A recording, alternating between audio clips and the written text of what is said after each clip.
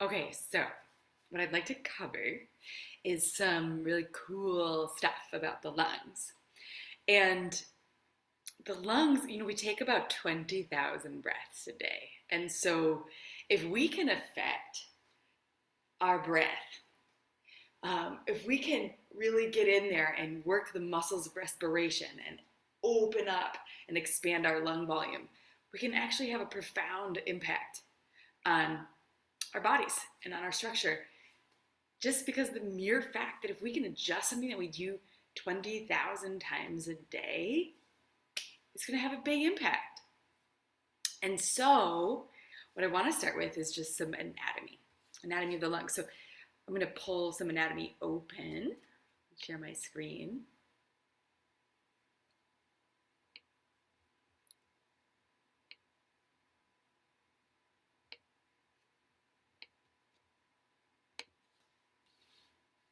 Okay, so here's the skeleton. And this it's called Essential Anatomy. And so you could get this program if you were interested in learning anatomy. It's been my favorite way of learning anatomy so far. It's just to get really curious about something and then go look it up. And so here we go. I'm going to add the respiratory system in. Boom. Okay, so now what we're seeing is the pleura sac that is surrounding the lungs. And so there is this two-layered sac, and it creates a vacuum. And that vacuum is how the lungs work. And so this pleura sac is sealed to the inside of the ribs. And when the rib basket pulls open, because of the vacuum that it creates, it pulls breath into the lungs. It pulls air into the lungs. So it's like if you have a bag that's sort of like, stuck like this, and you pull the outside edges apart, it sucks air in. And so there's this vacuum thing that happens because of the pleura sac and the way that it's working with the ribs and the diaphragm with each breath. And so this is like where if you hear about, oh yeah, somebody's got like a punctured lung or a deflated lung, this is like what gets punctured or what could cause that. And so I'm going to zoom in. And let me move this down a little bit. There we go. And so this is the pleura. And what we're seeing right now, the lungs, when I peel the pleura away, you're going to see the lungs in an exhaled position. And so it's important to remember that when you inhale, the lungs are like a balloon and they stretch and they inflate in a 360-degree way. So up, down, front, back, side to side. And the pleura sac in this anatomy program is showing what it would look like, how big the lung would be with a full inhalation, with a full breath in. And when I peel this away, what we're going to see is the lung in an exhaled position. And so I'm going to hide that first layer there. Okay, so now we can see the pleura sac on the inside. So there's this double layer that creates this vacuum thing. So I'm going to hide that. And then let's hide this one. And then you can see the actual lung tissue under there. And so, just for the sake of being able to see this whole thing, I'm going to pull the other one away too. So parietal pleura, hide that one. And then this one, the visceral pleura. And I'll hide that. Now we can see both lungs. And so right now I have the connective tissue in. And so a big portion of the ribs is this cartilaginous stuff that comes around and attaches to the breastbone. I'm going to pull the connective tissue out just so we can see in there a little bit better. There we go. Okay, so the lungs. This is the left lung over here.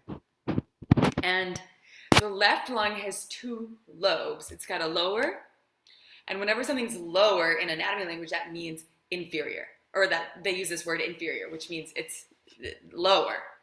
And so here's the inferior lobe of the left lung. And we can see that there's actually quite a bit of lung tissue in the back of the body. And in fact, 60% of the lung tissue is in the back half of the body. And so that's really important for when you're learning breath work, is to actually open up the tissue and be able to move the back edges of the ribs to allow all of that lung tissue to open up and unfurl and take in breath. So you start to really work your full capacity, your full lung volume. You can get it. Okay, so there's the inferior, the lower part of this left lung. And then right here is superior. So it's the upper lobe of that left lung.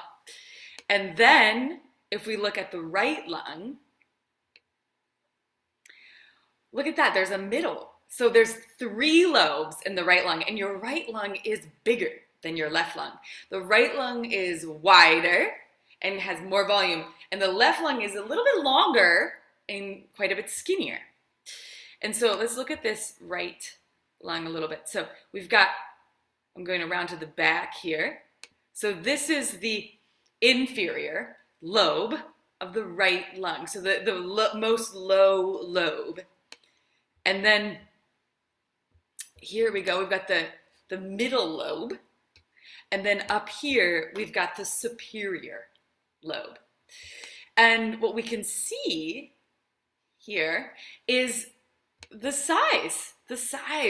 And so our torso is really designed to allow for a really massive lung movement. And if I put those pleura sacs back in, we can see that on an inhalation, the lungs will stretch and take up the entire rib basket. And so where they start is right up here. You can see the very first rib is right next to the top of that lung. And so if you found that on yourself, you'd be really so there's the collarbone. So we got a collarbone here. You can find that on your body. And then if you go up from there, you're going to feel, I've got a bunch of muscle here, but right below that is the first rib. So you could just be like, okay, I'm literally, almost touching, maybe an inch or less, according to how much muscle mass you have up here, touching the top of the lung. And then you can see that the lungs descend all the way down here to this, the 10th rib. So you've got a floating rib down here. So if you take your other hand all the way down the rib basket, you'll find a floating rib, and you can just feel that indeed most of your upper body, most of your torso is for the lungs and for their movement with the breath. It's huge. It's oh, I'm that much lung? I'm that much, it's sometimes I think, oh, I'm 100% brain or something, but it's, whoa, how much of my embodied experience is all lung. It's all breath related and the organs of the lungs. It's a huge amount of our beingness, our body is this. Okay, so I'm going to take away some things right here. This is the sternum. That's where all the ribs wrap around and join in the front. And so I'm just going to hide that so we can see underneath it. And what I'm starting to be able to see is something called the trachea. And so your trachea, it's in your throat. So it's in front of your esophagus. Your esophagus has to do with digestion, and it's behind the trachea. So let me slide this image down a little bit. So you can feel your trachea. It's cartilaginous and it sort of holds itself open.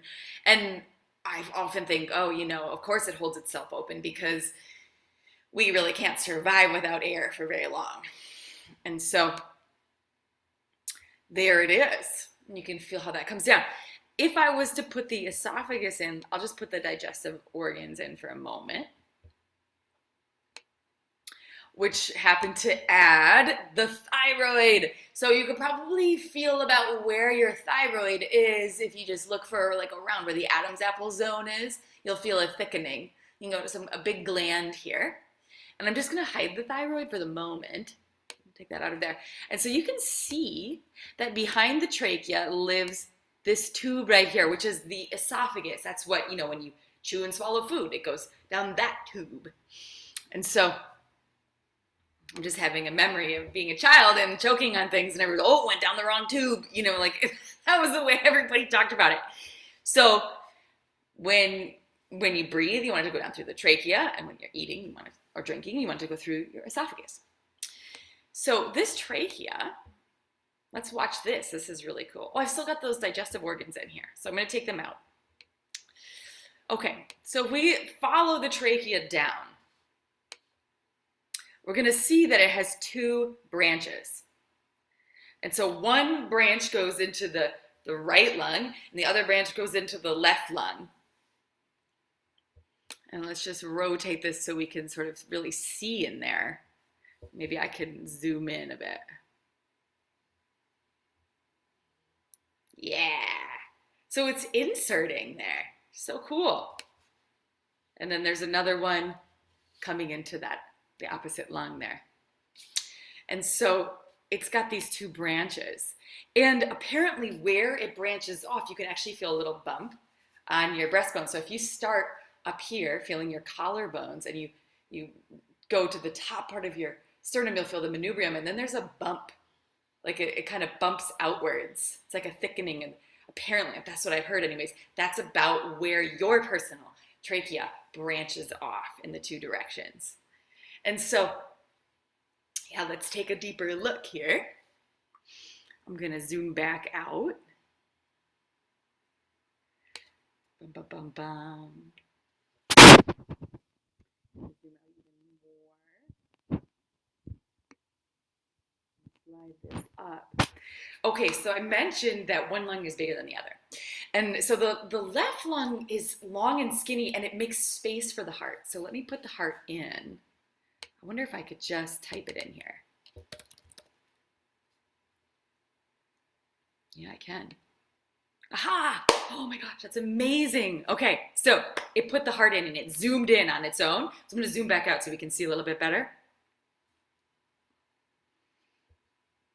And I'm going to deselect it. Okay, so you can see how the heart really fits in there and how the lung shape is designed to allow space for it. And our heart is a little bit off to the left. And so if you wanted to really find where that was, I can put some bones back in here. I think if I put the connective tissue in, yeah. So there would be the sternum there. If I hit reset, I put all the arteries in too. Well, anyways, here is the body of the sternum. And then there's all those, you know, the rib connectors coming to the sternum. I'm going to pull those out again so that we can see the heart is right under there, like it over here in this zone. And so if you were going to find your heart, you would bring your hands to your breastbone, and then you could kind of find the edge on the left side. You could walk your hands all the way down to the xiphoid process, which is this little bottom tip of your sternum, and then just go to the left, and you'd be like, okay, my heart is right there. Kind of feels good to touch it. It's like, whoa. Brings that heart energy in right away, just holding it. Okay, so I'm going to get all these arteries out of here. Yeah. And I'm going to deselect the xiphoid process. And we're going to go, I want to show you the organs. So this is really, and I want to show you the diaphragm. So actually, I'm going to put the diaphragm in first. So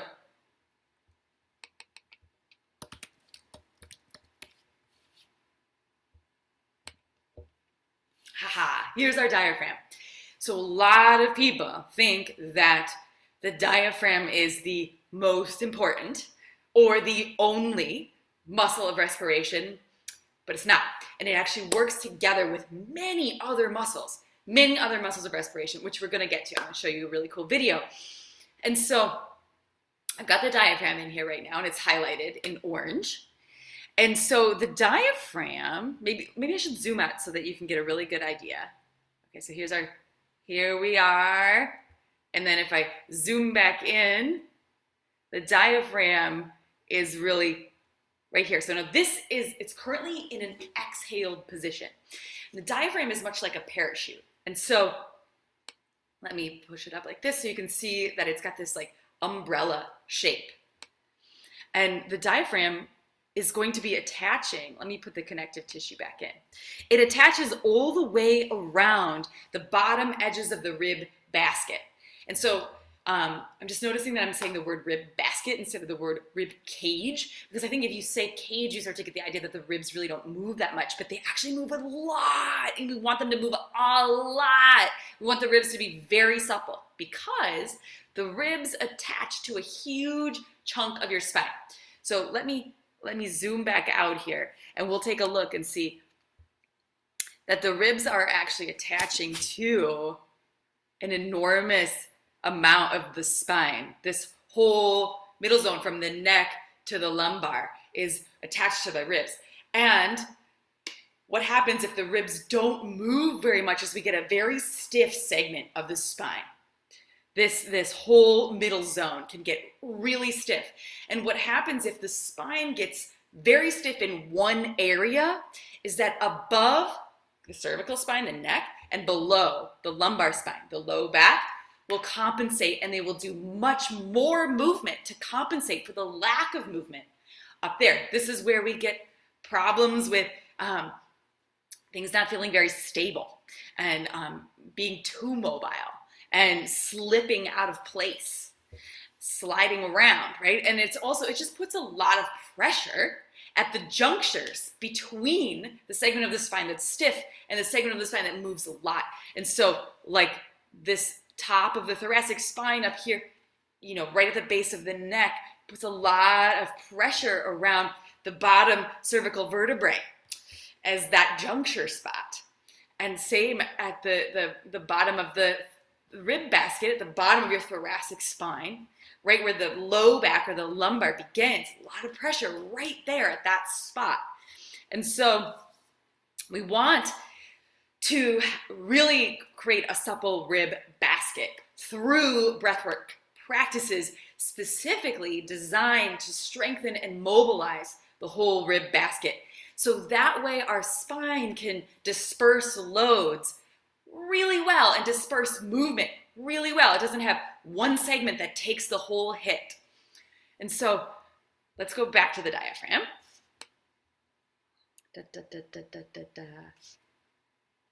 So the diaphragm is attaching at the bottom edges of the rib basket here. And you can see that. It's attaching all the way around.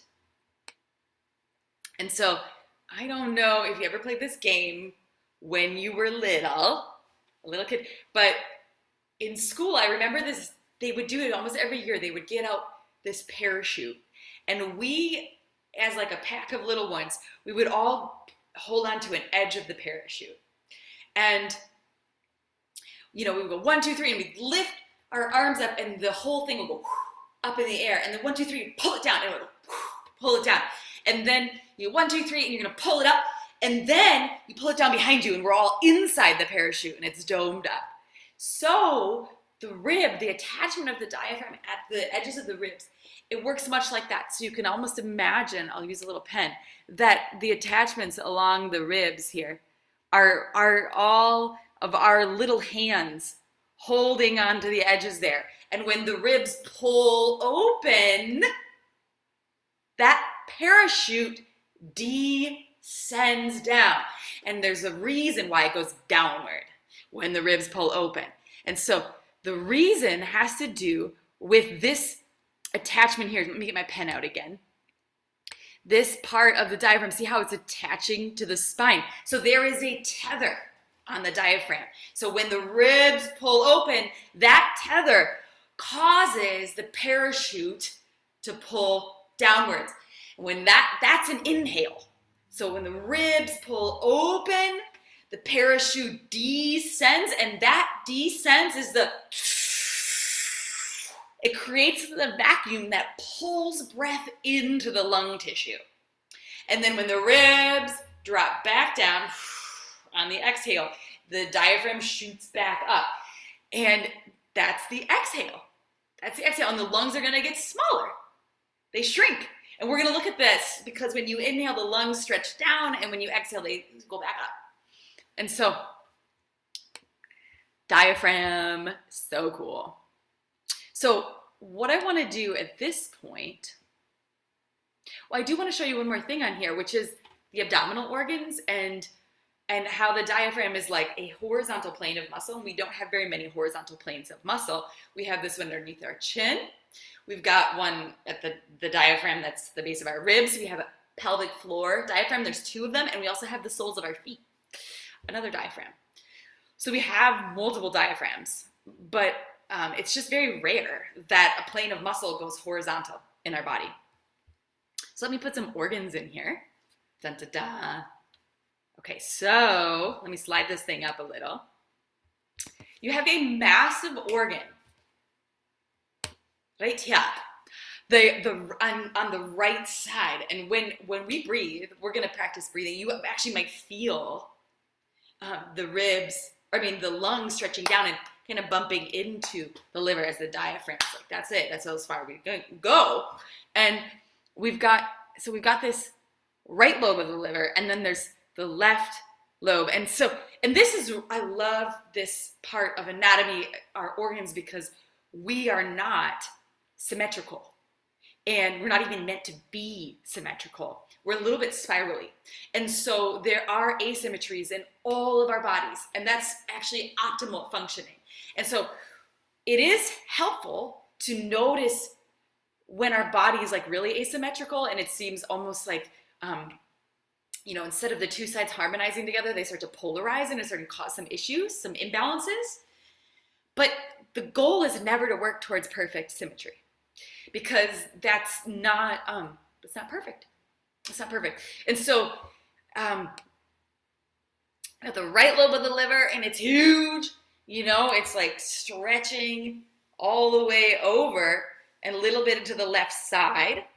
And then just in case you wondered what your gallbladder was like or what it looked like or how big it was, I'm going to pull this liver away so you can see that this little thing that's a little green jalapeno pepper, that is your gallbladder. It's gallbladder. So I'm going to reset that, I think. See if I can put the liver back in. Oh no, I put all the muscles in. Take all the muscles away. There we go. So this, the greater omentum, this is a very cool piece of anatomy. And so this greater omentum is largely made of fat, and it actually moves around. And it helps to maintain the right temperature, but also deliver the right nutrients and do helpful healing for the organs in the abdomen. And it moves around according to where it's needed. So crazy. So let me pull the greater omentum away. And then we can see the organs. And so I'm going to get my pen out again. So this one right here, this is the stomach. Pretty cool. And then this is the large intestine. And then all of this in the middle is the small intestine. And so, fun facts, your small intestine is 24 feet long. It's really intense to imagine 24 feet of anything being in the abdomen. It's 24 feet long, and what it does to the food is something called peristalsis. And peristalsis is like it's squeegeeing the food, it's like squeegeeing it. And on the inside of the small intestine, there's these little hairs that are doing this to the food too. And so it's breaking down what you've eaten into its most essential building blocks. And then those little hairs have a channel right in the middle of them that goes directly into your bloodstream. And so the small intestine's intelligence is it knows who you are. It knows who you're becoming. Not who you were in the past, but who you are right now and what you're gonna need, because it's literally turning food into your body. Like it's literally turning it into the body. And so it needs space.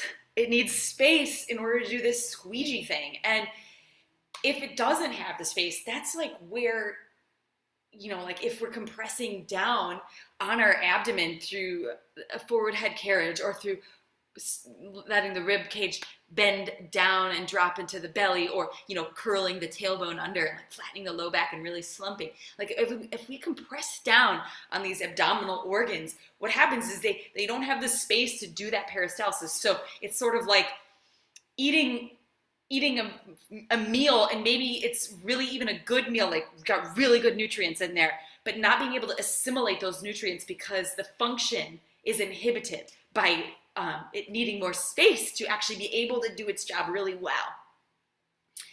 Okay, so small intestine. And then, I take the pen away.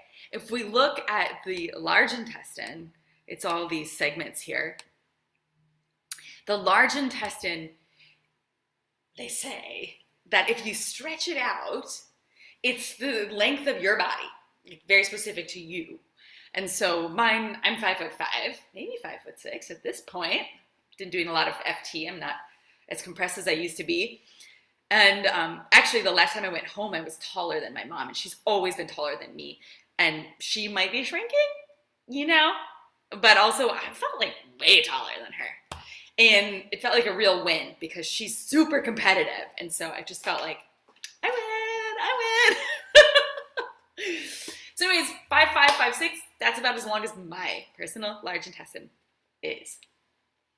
Okay, so like a brief look at the abdominal organs with this, you know, new knowing of they need space in order to work really well. And what we're going to do with foundation training is create as much space for the organs as possible. And so now what I want to do is show you a video of the muscles of respiration, because remember how I mentioned this thing about, you know, like everybody thinks that the diaphragm is the most important muscle of respiration, or the only muscle of respiration, and that's just not true. So it is really important, though.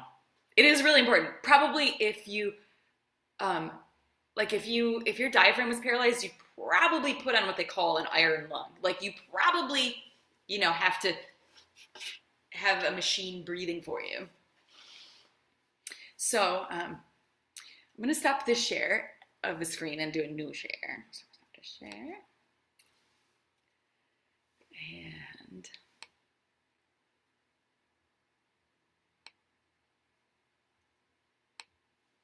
new share.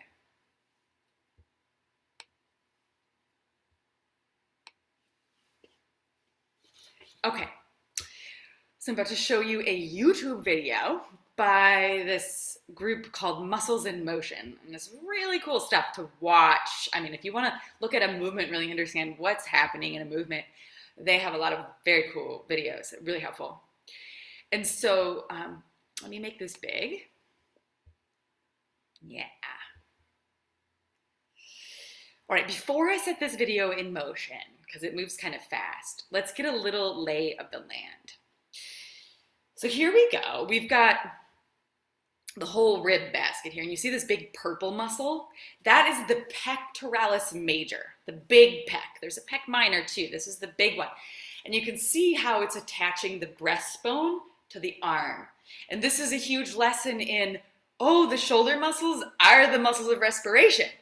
What? The muscles of respiration are the shoulder muscles. So if you ever get an issue with your shoulder, or something like frozen shoulder, or where the nerves are tingling through here, it's got to do, a lot of times it has a lot to do with our breathing patterns.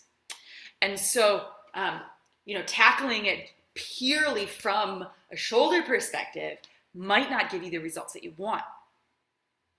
And so pec major attaching the sternum or the breastbone to the shoulder.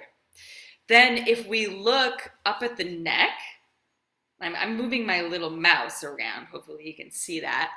Up at the neck, those muscles are called the scalenes. And the scalenes come off the side of the neck and they're going to attach to the top couple ribs. And a lot of people, I think one of the more basic teachings out there about breathing is like, don't ever breathe into your chest. That's going to give you anxiety. You need to breathe into your belly. And that's just not real. That's, I mean, belly breathing is awesome. It's very important. And it does help bring us into a restful state, maybe.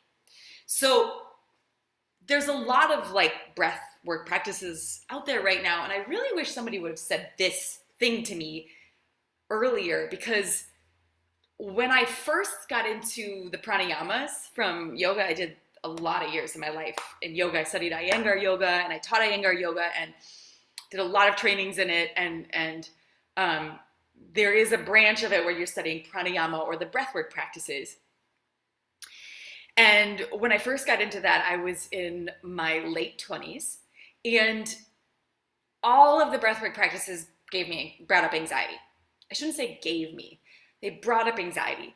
And breath has a way of bringing things to the surface. Like whatever is living in the body, it's gonna come up when you do breath practices. And so to say like, do this breath in order to relax, it's like, well, it might not affect you that way. It actually might bring up a lot of discomfort. And so what I've come to understand through breathwork practices is that they do have the potential to help you relax, but not like a drug does. Like a drug is like, you take this thing and like, oh, okay, like it takes you for a ride. The breath, it puts a stimulus in that you then can choose to relax with. And so you get to practice choosing to relax. And I would bet that most of you would really relate when I say this, of like, relaxation is a skill. Like learning, like letting go isn't something that you can just do. It's, the way that we learn to hold on, like we actually also need to learn to let go. Like both are something that's learned and practiced. And so,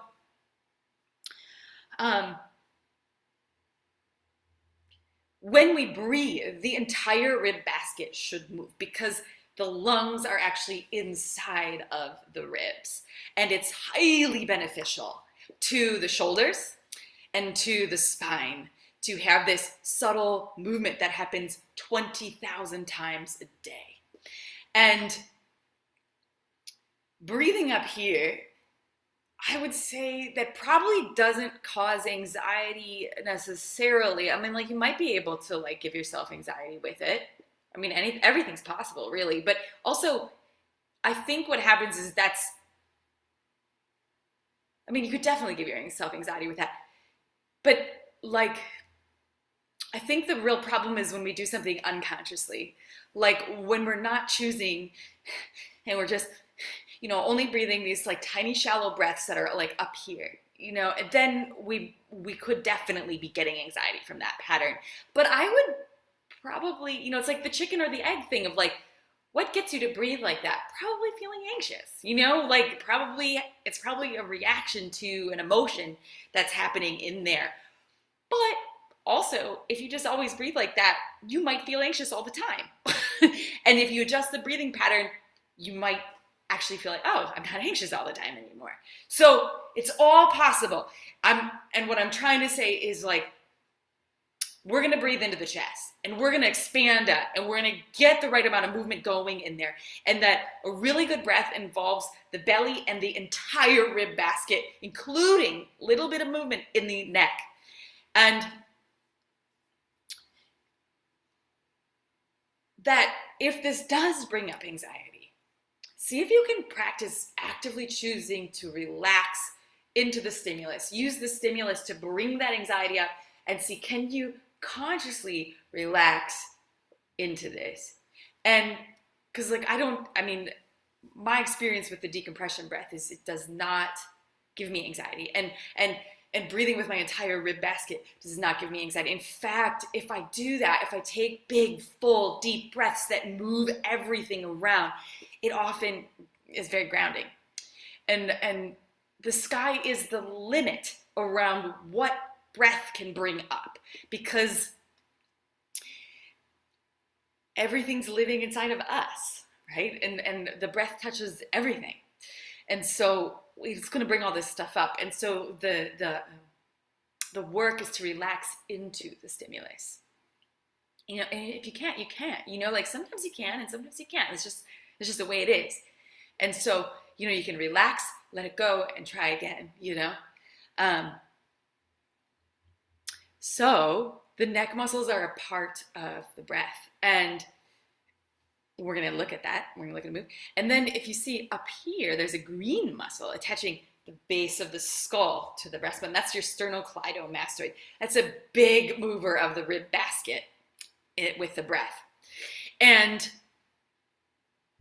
then if we look over here at the left shoulder on this skeleton, you can see this yellow muscle. That's the pec minor.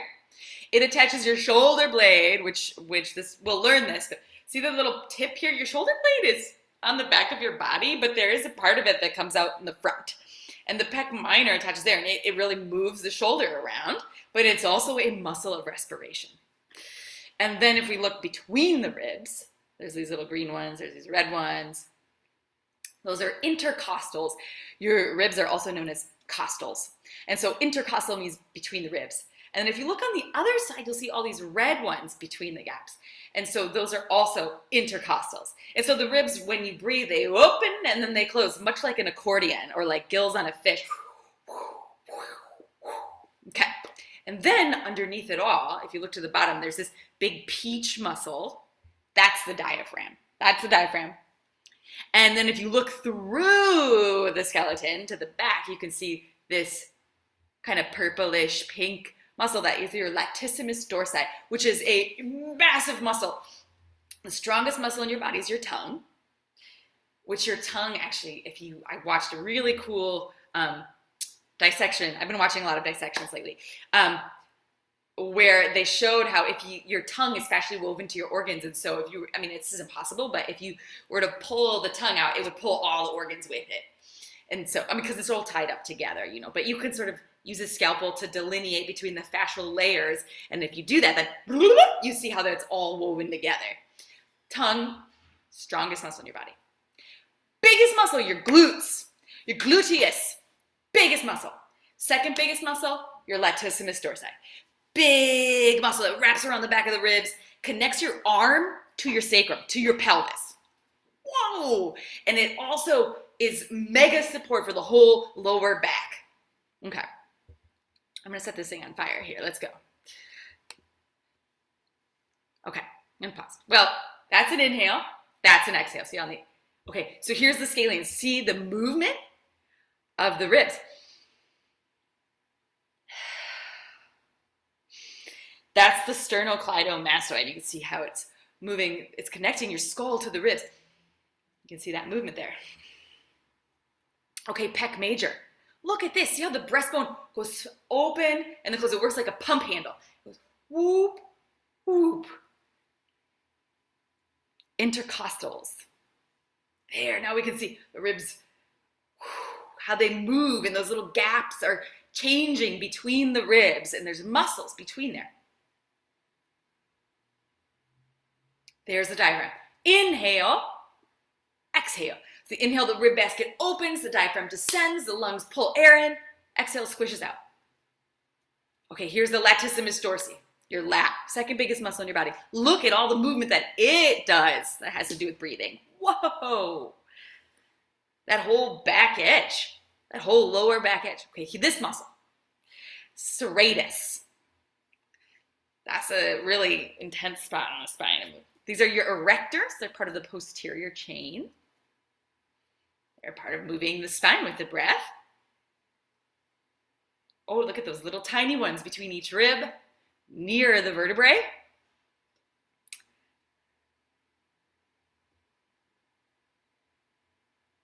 Da-da-da! Okay, so that was a look at the muscles of respiration. So now when you're breathing, you can, especially the decompression breath, you're going to be focusing on all of those muscles working together to pull the rib basket open. And so we're actually teaching the diaphragm to get way bigger and be strong in a bigger position and contract even better. And also teaching all these muscles to pull that space around the lungs open so that we can start to get into that lung volume and start to increase our lung volume. The next thing that I want to show you, this is really cool. This is actually an x-ray of somebody breathing. Well, I don't know if it's an x-ray because it's kind of a video, but it's black and white and we get to see the lungs and the ribs and everything. So I'm going to do another screen share.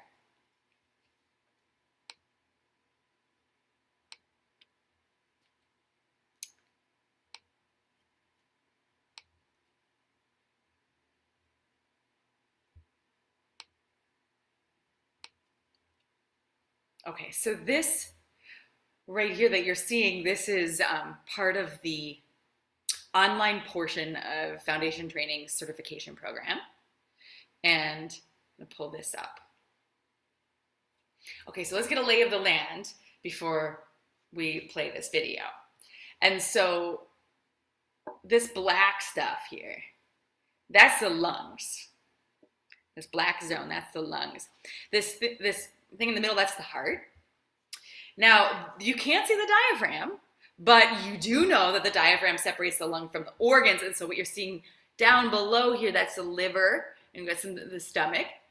Okay, now if we look up all the way to the neck, you can see the shoulders coming in, and you can see the little ribs there. So let's just watch this multiple times, and I'm going to bring your attention to certain things. And the first thing I want you to notice is how when we breathe, the organs go up and down. And so a good breath will move the organs up and down 20,000 times a day. And that little massage is like really beneficial to the organs. So let's take a look at this. So here we are in an exhale position. There's an inhale. See, look at how far down the organs go. And then it goes back up. So cool. And then, and I pause it again. All right, now this time I want you to watch. So what we just got to see is how the lungs or the diaphragm and the movement of the ribs actually takes the organs for a ride up and down. And this time what I want you to watch is the stretch of the lungs. Think about that, like how the lungs are stretching, how they're getting longer with the inhalation.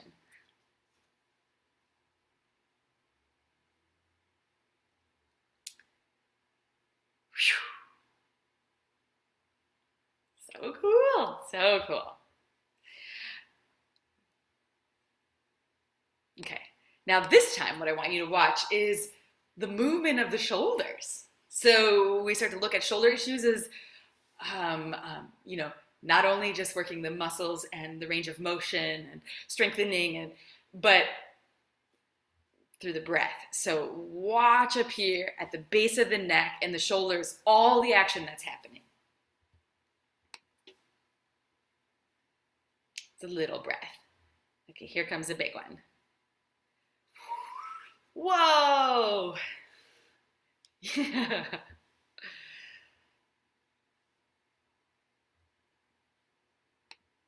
Okay, last cool thing I want you to see is this idea about a piston. So with a piston, it's like the outside goes up, but the inside goes down. So when we inhale, it's like the lungs go down and the ribs and everything lift up. And when we exhale, the outside goes down and the inside goes up. So let's watch that. Piston coming. Ribs are going down, but the outside is going up. And then on the exhalation, inside goes up, outside comes down. Cool. Okay, so I'm going to stop this share. And I have one more thing that I want you to see. And I think it's important to sort of have an idea about what lungs look like in real life. And I remember when I was a kid, my dad worked for the University of Wisconsin, and he worked for their extension, and he was the 4-H agent for the county. And where I grew up in Wisconsin, 4-H was a really big deal. Like everybody was a part of 4-H. And so one time, one of the programs, we got to see some lungs that somebody who'd been a smoker had. And it was like shocking to me. You could use this little machine, like hand pump, to like fill the lungs and watch them inflate and then watch them deflate. And I was like, whoa. So what I'm gonna do, I'm gonna show you, this is an Instagram profile. This guy is actually taking a pig apart. It's like he's got a farm and he, sells pig meat. And so he's been a part of growing these pigs, and then, this pig is dead and he's pulling all the organs out. And one of the things he does is he pulls the lungs out and he blows into the lungs, and you get to see the lungs actually inflate. And so I'm going to share my screen with you for that too.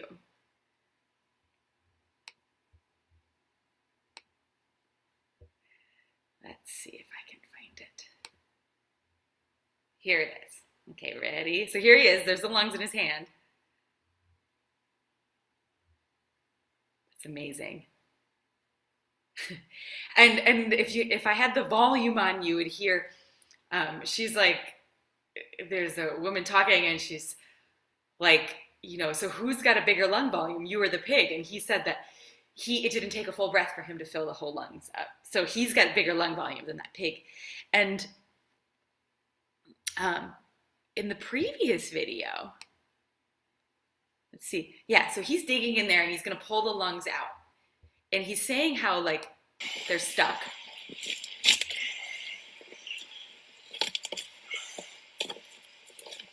Everything's connected to the spine. It's funny, like, if there's anything stuck, it's just some connection along the spine. And so he says everything is connected to the spine. So anything stuck, there's some connection on the spine. I think he's going to get it. Jeez, crow. There. Okay. Looks like. Oh, we got a little hole, but it should still work. Wow, it's magical. Okay, we need a better back. All right.